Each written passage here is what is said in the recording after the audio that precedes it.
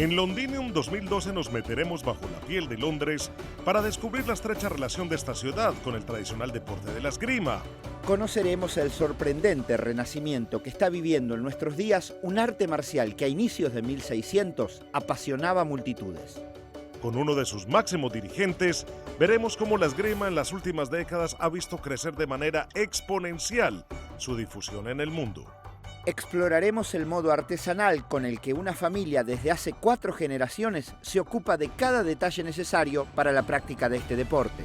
Y una joven esgrimista que sueña con ganar su primera medalla olímpica en Londres 2012 nos cuenta los secretos que tienen las grandes escuelas para formar a los nuevos campeones. En Londinium 2012, sable, espada, florete y en guardia.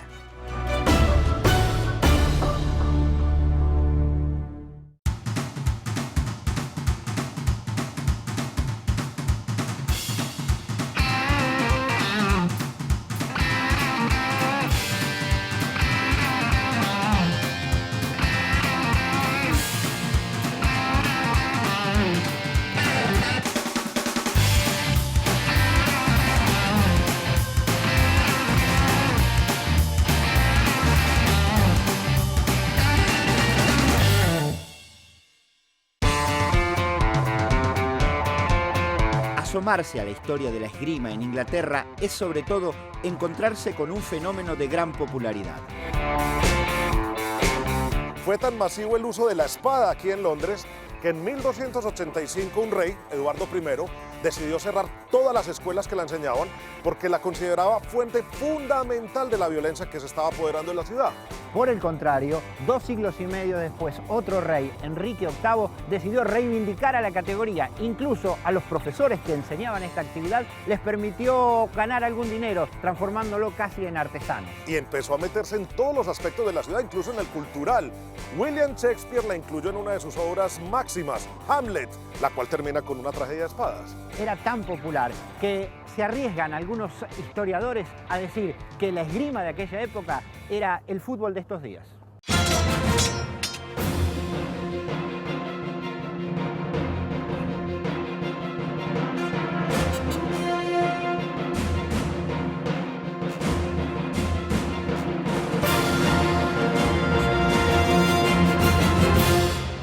Uno de los últimos herederos de la parte más antigua de esta tradición. Chris Chatfield, hace una década, fundó el Club 1595, con el fin de mantener viva la práctica y la enseñanza de la esgrima medieval. The source of our study is from an Italian fencer called Vincenzo Saviolo, who came to England in, we think, 1587. And about 1595, hence the name of the club, he wrote a book which was the first treatise in the art of arms in English. The fencing he taught was military-based. It's different from the styles of the English masters at the time, who were very sports-based, or they played for prizes. So, as bloody and dangerous as that was, it was still very much a sport.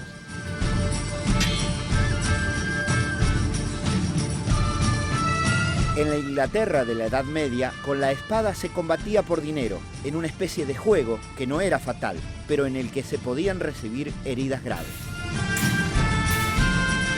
The English masters were very much concerned with prize fights, which was people would play for money. They were non-fatal contests that people played. People would get seriously hurt, and then there was the style of fencing we're talking, which was more Italian, more continental, which wasn't so much sport-based. It was very kill somebody as quickly as possible.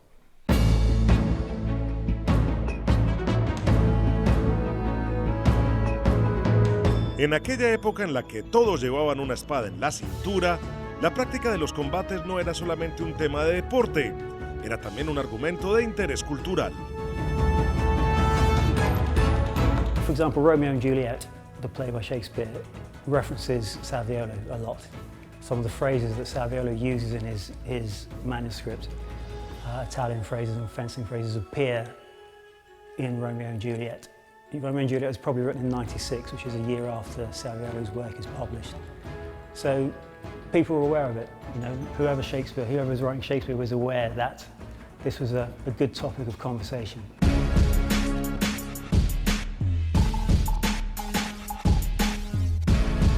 Hoy, quienes aprenden este antiguo arte marcial provienen de las más diversas extracciones. Algunos incluso son actores o estudiantes del periodo isabelino, que se acercan así a uno de los aspectos importantes de aquella época. This type of fencing really has only had a resurgence in the last 10 years or so. And it's really because of the internet. Safety becomes very important. As you see in the class, we're most of the time very slowly. It's more about control because we're using the body to create power.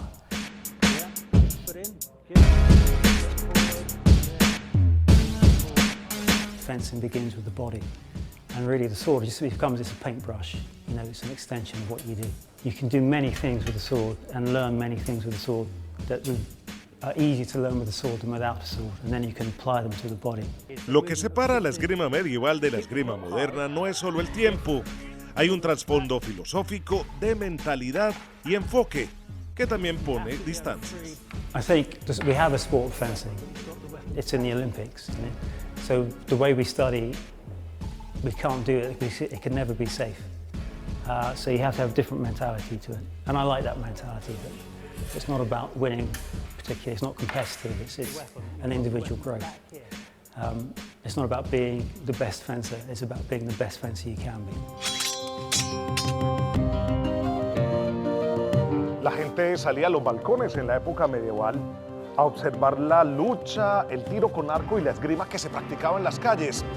Luego estos pasatiempos se transformaron en deportes olímpicos y según las autoridades que lo rigen, es el de las espadas el que aún tiene más adeptos aquí en la ciudad de Londres. Además, este deporte comparte con el atletismo, la gimnasia y la natación un privilegio muy importante. Es de los que han comenzado con los Juegos Olímpicos y han participado en todas las ediciones hasta ahora.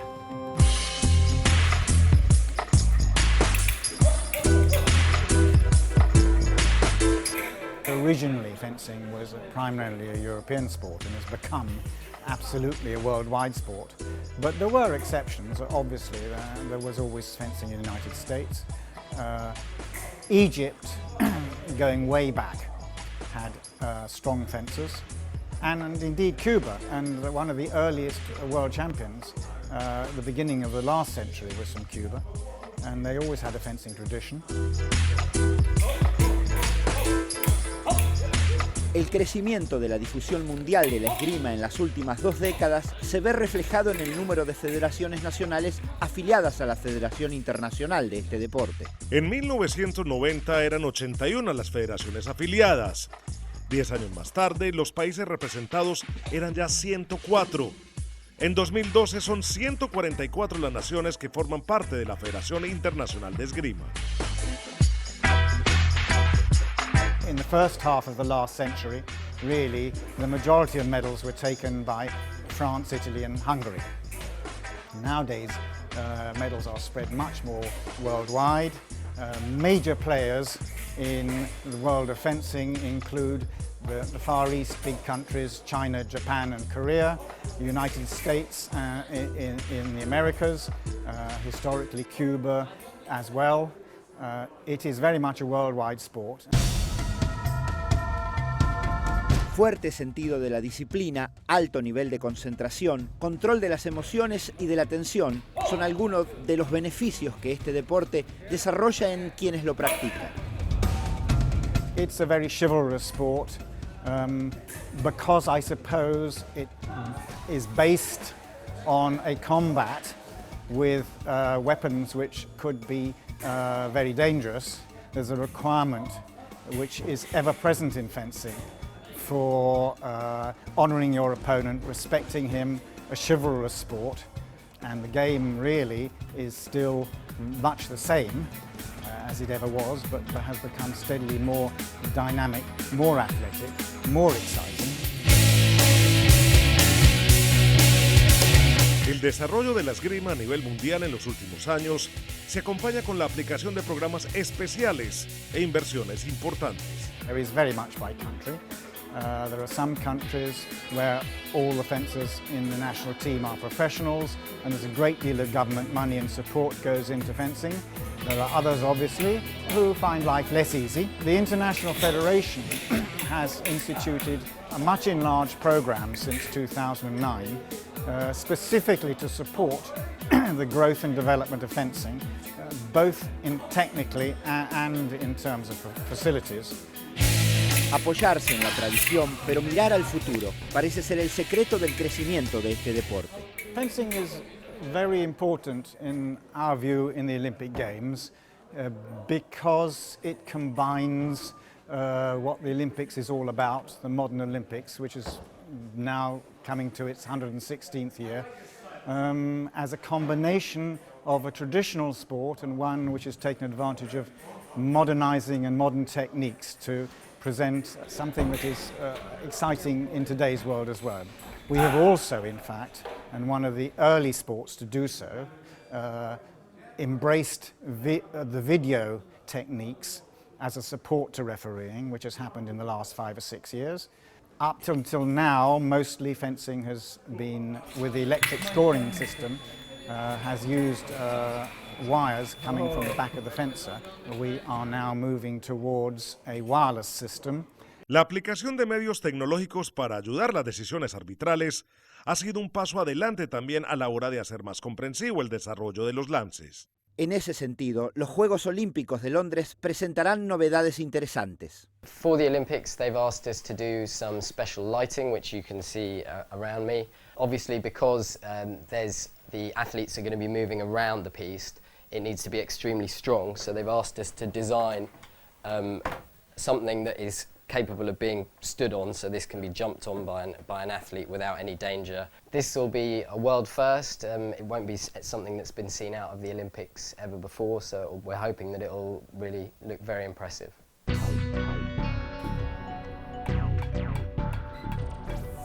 Alex Paul es uno de los representantes de la cuarta generación de la familia, que con dedicación artesanal se ocupa de todos los detalles que importan en la esgrima. Desde las indumentarias, pasando por las armas y hasta la misma pista, todo se construye desde hace décadas en esta fábrica taller londinense.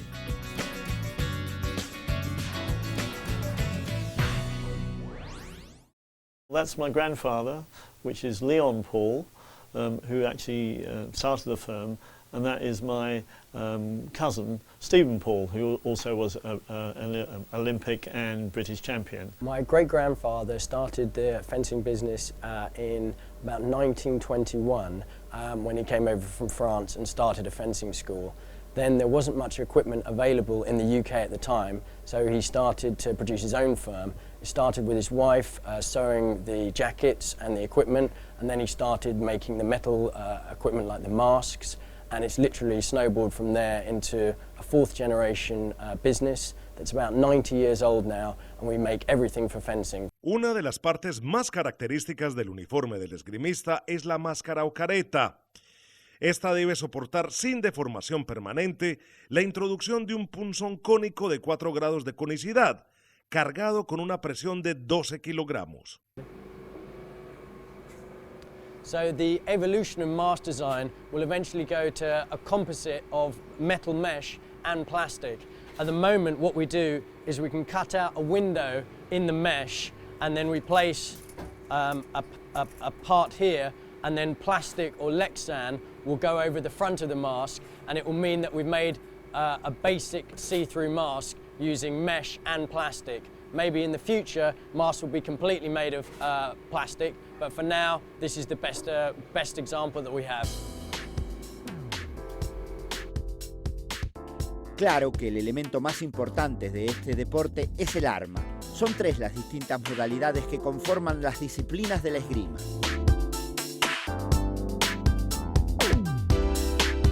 So first of all, we have the saber, which is really come down from the cavalry sword, which is a curved blade, which was used for slashing.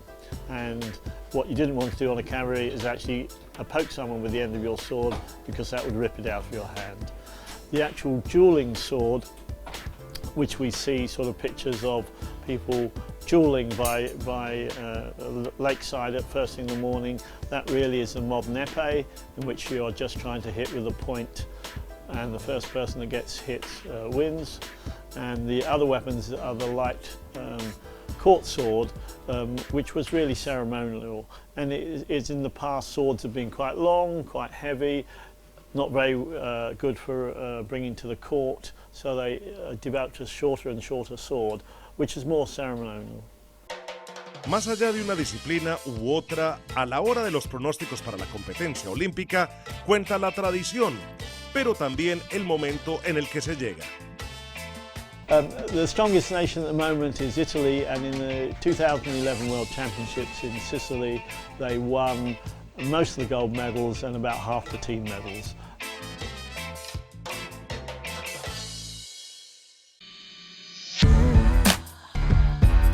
Desde la época del maestro Saviolo hasta hoy, resiste al tiempo el hilo invisible que une la esgrima inglesa a la de Italia. Una de las jóvenes promesas que el florete italiano presentará en los Juegos Olímpicos de 2012 es Ariana Errigo, quien ha conseguido ya medallas mundiales y europeas, pero que por primera vez se asoma al escenario olimpico.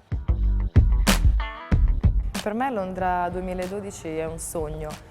Sono contentissima di partecipare a queste Olimpiadi, le mie prime, e parteciperò a 24 anni, quindi giovanissima, cioè per la scherma è veramente giovane, e quindi adesso le preparerò nel modo più sereno, perché vorrei veramente godermele. Cerco di non pensarci, anche se il 28 luglio salta spesso in testa. E niente, sicuramente io andrò lì per vincere, spero di vincere 2 medaglie d'oro, perché noi abbiamo anche la gara a squadre, quindi sicuramente si va lì per vincere e cercare di ottenere il più possibile. E poi come va.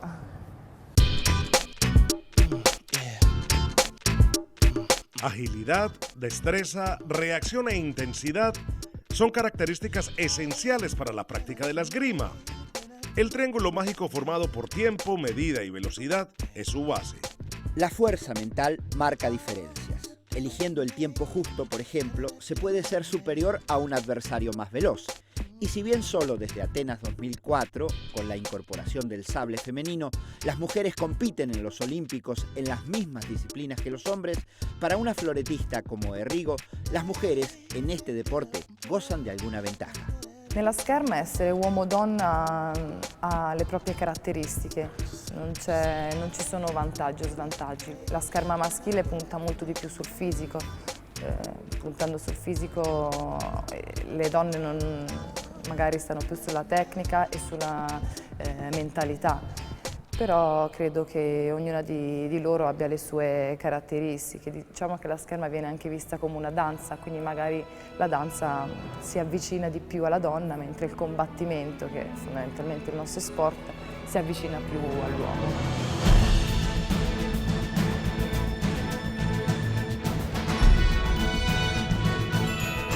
En la esgrima, la figura del maestro reviste un rol fundamental. No se trata de un simple entrenador, es una especie de alfarero que moldea al joven atleta con características siempre únicas. Tan únicas como cada aprendiz. Tal vez por eso hay escuelas que son verdaderas fábricas de campeones. In Italia abbiamo 2 scuole in particolare forti.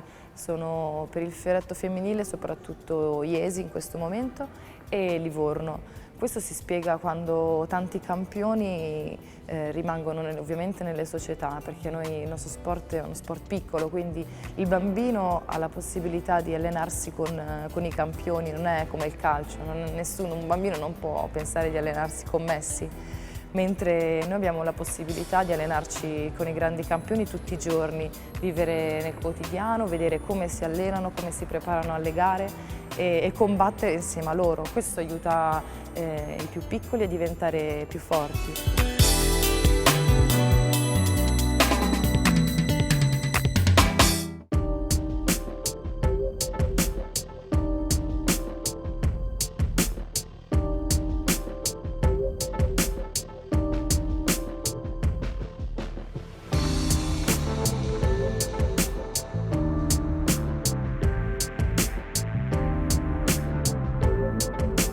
En el ángulo sudeste de la City de Londres se ubica el área conocida como Blackfriars y su característico puente, el Blackfriars Bridge, que ya en época de Shakespeare era uno de los lugares más relacionados con la práctica de las espadas en la ciudad. El nombre de Blackfriars se podría traducir como monjes negros. y hace referencia a la capucha que usaban los componentes del Orden de los Dominicanos, quienes desde 1276 tuvieron su residencia religiosa en esta área, entre el Támesis y Ludgate Hill.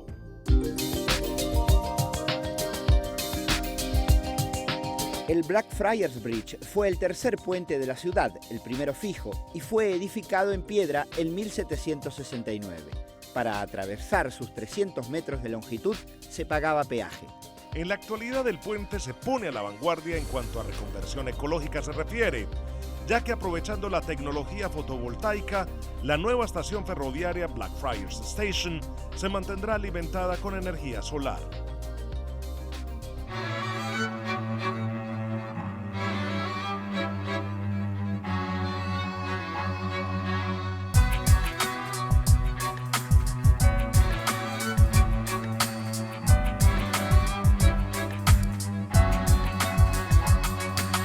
Muy cerca de este puente se erigía originalmente el Teatro del Globo, en el que Shakespeare representaba con su compañía teatral las obras que lo hicieron inmortal.